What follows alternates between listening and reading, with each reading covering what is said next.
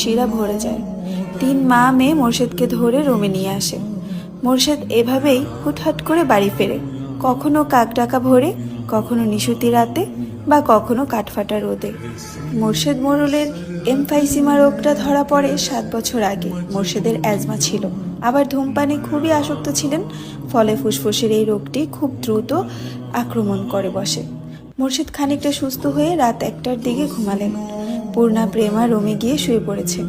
পদ্মজা বারান্দার রুমে ঝিম মেরে বসে আছেন। জানালার বাইরে চোখের দৃষ্টি, জ্যোৎস্না গলে পড়ছে, কি সুন্দর দৃশ্য।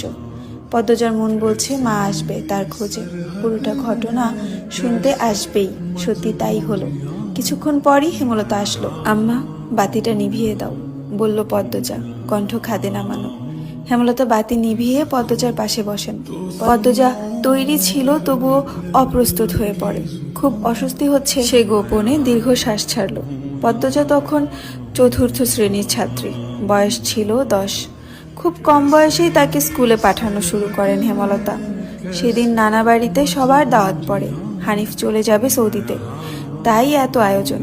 পরিবারের মিলন আসর বসে। স্কুল মাঠেও সেদিন নাচ গান অনুষ্ঠিত হয়। বাড়ির সবাই সেখানেই চলে যায়। বাড়িতে থাকে শুধু পদ্মজা, পদ্মজার বৃদ্ধ নানা আর হানিফ। পদ্মজা ঘুমেছিল, তাই বাকিদের সাথে যেতে পারেনি। যখন ঘুম ভাঙে, আবিষ্কার করলো বাড়িতে কেউ নেই। মোর্শেদ হঠাৎ করে অসুস্থ হওয়াতে হেমলতা বাপের বাড়িতে উপস্থিত ছিল না। পদ্ম নাকি? পদ্মজা বাড়ি থেকে বের হওয়ার উপক্রম হতেই কানে আসে হানিফের ডাক। পদ্মজা মিষ্টি করে হেসে মাথা নাড়ালো। হানিফের লোলুপ দৃষ্টি তখন পদ্মজার সারা শরীর ঘুরে বেড়াচ্ছে। এইটুকু মেয়ের ফর্সা চামড়া, বিকৃত মস্তিষ্কে হানিফকে যেন বড্ড টানে। আয় তো, আমার ঘরে আয়। সহজ সরল শিশুসুলভ পদ্মজা মামার ডাকে সাড়া দিল। সে শুনেছে মামা ভাগ্নে যেখানে, আপদ নেই সেখানে। অথচ সেই দিন সে মামাকে ঘোর বিপদ হিসাবে জানল। পদ্মজা রুমে ঢুকতেই হানিফ দরজা লাগিয়ে দিল।